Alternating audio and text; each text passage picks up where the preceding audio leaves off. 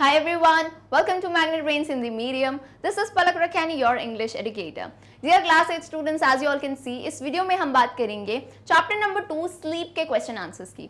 Previous video में हम already इस चैप्टर का एक्सप्लेनेशन देख चुके हैं, तो कुछ मिस हो गया हो डोंट वरी, डिस्क्रिप्शन में प्रीवियस वीडियो करके एक लिंक दी गई होगी। चैप्टर का एक्सप्लेनेशन समझिए एंड फटाफट से हम चालू करते हैं इस वंडरफुल सेशन की।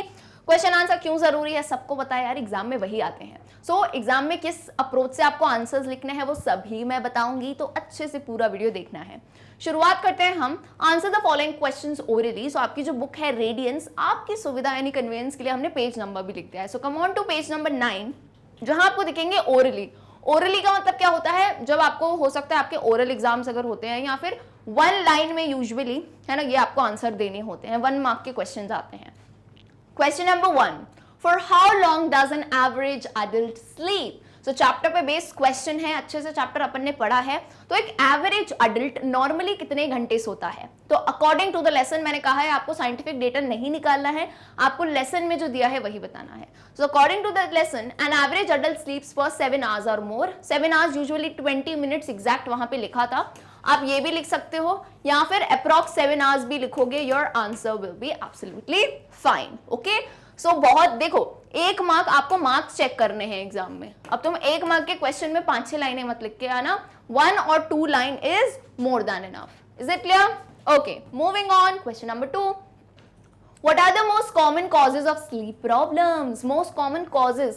Causes का मतलब क्या होता है? वजह, रीजन। तो स्लीप प्रॉब्लम यानी नींद नहीं आना या प्रॉपरली नहीं आने की जो प्रॉब्लम आती है, बीमारी होती है, उसमें सबसे कॉमन कॉज क्या है? So according to the chapter 2 नाम दिए गए थे, किस किस को याद है?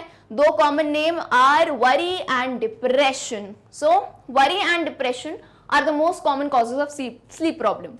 ये तो हो गया कहां तक आंसर? 1 मार्क तक। नाउ आई हैव ऑब्जर्व, क्योंकि मैं अपने ऑब्जर्वेशन से डाले हैं क्वेश्चंस, मैंने पढ़े थे भाई, तो यहां पे ये क्वेश्चन कभी कभार 2 से 3 मार्क्स में भी पूछा जा सकता है। तो तब क्या करोगे? सोल्यूशन है यार, देखो 1 मार्क तक होगा तो यहां तक आंसर देना, लेकिन अगर 2 से 3 मार्क का हो तो you will give this full answer. तो ये भी दिया था कि इन्वायरमेंट यानी प्रकृति की ऐसी कौन सी चीजें हैं जिससे स्लीप इफेक्ट होती है। So all kinds of things in the environment can affect sleep, जैसे नॉइस यानी आसपास आवाज हो रही है बहुत, लाइट, हीट, कोल्ड और न्यू सराउंडिंग्स, यानी आप किसी अपने घर के अलावा किसी नई जगह पे जाते हो तब भी 1-2 दिन जो है नींद करने में थोड़ी प्रॉब्लम आती है।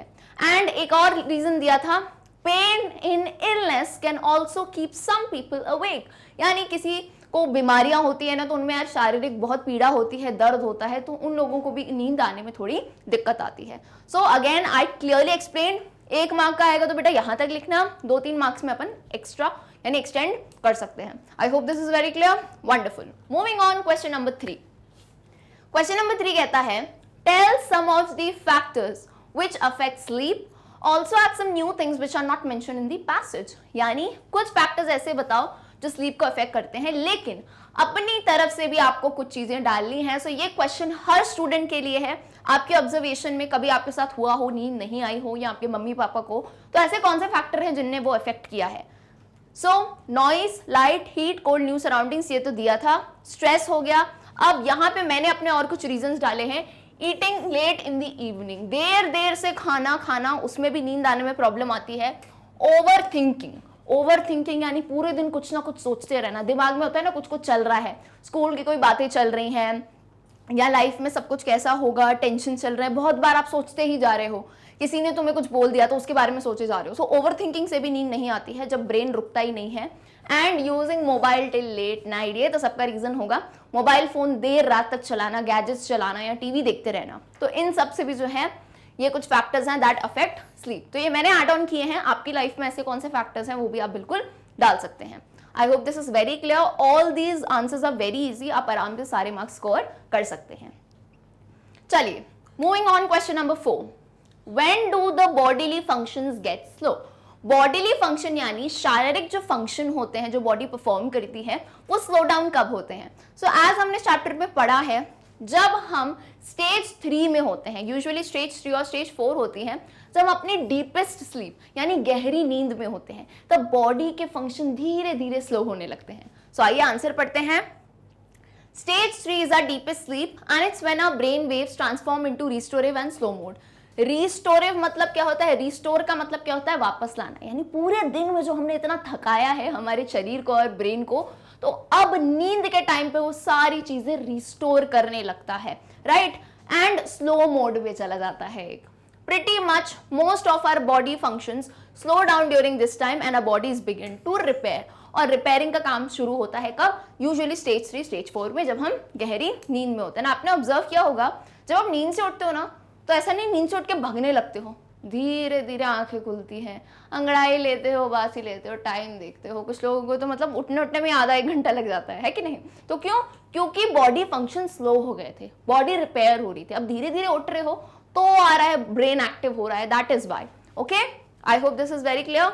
चलिए, now coming on to page number 10। Page number 10 पे you will find out these are question answers in detail. यहाँ पे आपको जो है write the answers to each of the following in about 50 words. तो यहाँ डिटेल में आंसर करना है, यानी ये यूजुअली 3 to 5 मार्क्स में आपको ऐसे क्वेश्चंस मिल सकते हैं। So let's read question number 1। Do all adults require the same amount of sleep? Find how much sleep people of different age group require. तो ये पूछा गया है कि जितने भी अडल्ट्स हैं, बड़े लोग हैं, क्या सभी को सेम अमाउंट ऑफ स्लीप चाहिए? कि अगर मुझे 8 घंटे की नींद चाहिए तो मेरी मम्मी को भी 8 घंटे की नींद चाहिए, मेरे पापा को या मेरे छोटे भाई को, ऐसे करके आपको बताना है कि सबको सेम अमाउंट ऑफ स्लीप चाहिए, एंड आपको डिफरेंट एज ग्रुप के हिसाब से डेटा बताना है कि किसको कितनी स्लीप चाहिए। तो डेटा में आप कंफ्यूज मत हो, आपके चैप्टर में भी दिया हुआ था, तो हम यहाँ उसी को कोट करते हैं। सो ऑन एन एवरेज, अब अगेन पूरा एग्जैक्ट तो डेटा नहीं होता है, लेकिन एवरेज पे होता है। On an average an adult requires sleep for 7 hours.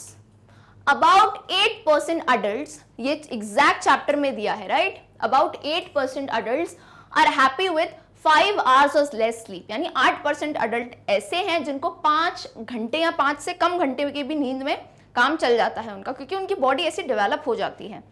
And 4% ऐसे होते हैं हमारे जैसे जिनको 10 घंटे या उससे भी ज्यादा की नींद चाहिए होती है। तो ये एक एवरेज कैलकुलेशन है अलग अलग एज ग्रुप का। आप चाहो तो, अगर आप चाहो इसमें चिल्ड्रन भी मेंशन कर सकते हो, बेबीज भी मेंशन कर सकते हो। जैसे देखो यहाँ पे हमने मेंशन किया है people at different age group require different amount of sleep. जैसे हम चिल्ड्रन की बात करें 5 से 12 साल जो कि चैप्टर में दिया है, उन्हें कितने घंटे की स्लीप चाहिए?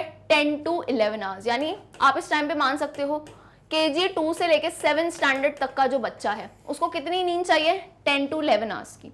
एंड अगर हम बेबीज की बात करें, छोटे छोटे जो बेबीज होते हैं जो यूजुअली चल फिर भी नहीं सकते हैं, अभी अभी चलना सीखे हैं, उन्हें कितने? उन्हें तो अराउंड 14 से लेके 18 आवर्स की स्लीप चाहिए, क्योंकि अभी तो उनकी बॉडी पूरी ग्रो कर रही है।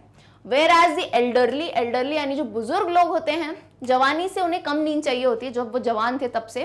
तो आज अब तो बुजुर्ग क्या कर लेते हैं, यूजुअली नैप ले लेते हैं, छोटी सी झपकी ले लेते हैं दिन में। आपने ऑब्जर्व किया होगा काफी लोग जो है ना दिन में सोते हैं, यानी 3 से 4 बजे तक या 4 से 5 बजे तक वो नैप लेते हैं एक, राइट? तो सबका स्लीप पैटर्न काफी अलग होता है अलग एज ग्रुप के हिसाब से। I hope this is very clear. चलिए, moving on to question number 2। Why does the author not favor sleeping pills? Pick out the line that shows that the author does not favor them. तो question कहता है कि author यानी जो हमारे writer थे इस कहानी के, वो नॉट फेवर यानी किसके फेवर में नहीं थे? स्लीपिंग पिल्स में। यानी उन्होंने कहा ये हमें नहीं लेनी चाहिए। तो ऐसी लाइन भी आप बताओ जब ऑथर ने कहा कि नहीं ये सही नहीं है।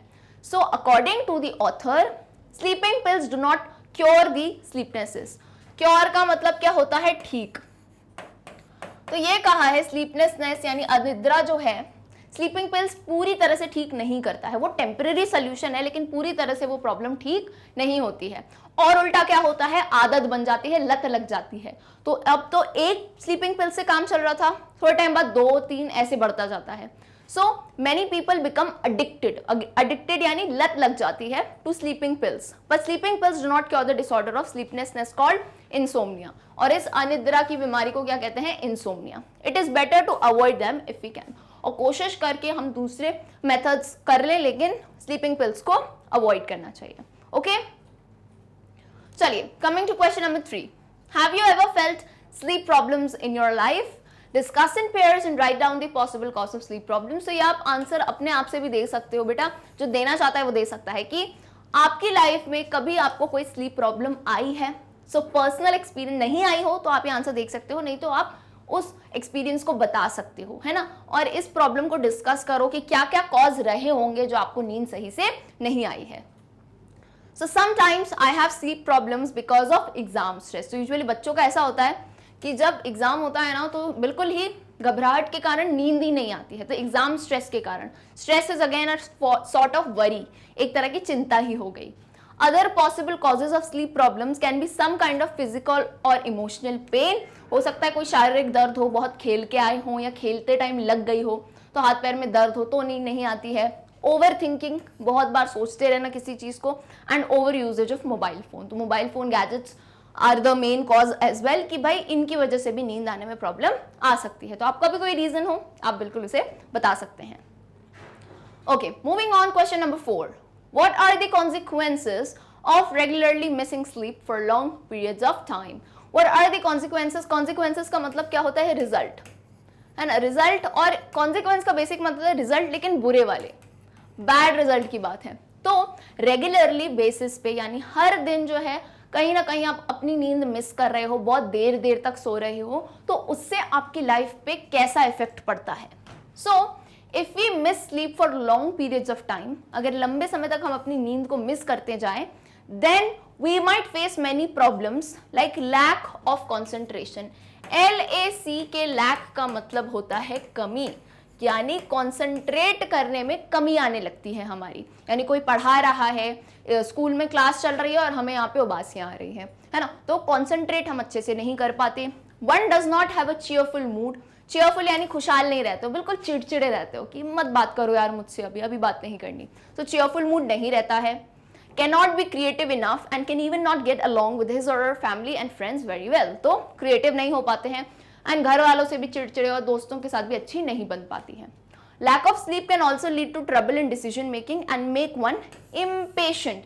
तो ये होता है सही में, लैक ऑफ स्लीप से ना कोई डिसीजन लेने में प्रॉब्लम आ जाती है कि ये करना है वो, क्योंकि नींद पूरी नहीं होती ना तो ब्रेन काम नहीं करता है अच्छे से, तो हम टाल देते हैं उस बात को कि बाद में सोचेंगे। एंड इम्पेशेंट होने लगता है इंसान काफी ज्यादा, जो है ना किसी भी चीज में उसको बहुत ही बेचैनी सी होने लगती है, बेचैन होने लगता है।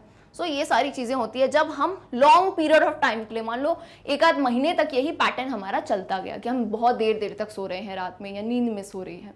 Okay, I hope this is clear. All right, so dear students, with this we end the wonderful session for question answers. Hopefully आपको आइडिया लगा होगा कि एग्जाम में हम कैसे आंसर दे सकते हैं। तो अगर वीडियो पसंद आया हो, वीडियो को लाइक करें, शेयर करें एंड कमेंट करके अपने व्यूज बताएं।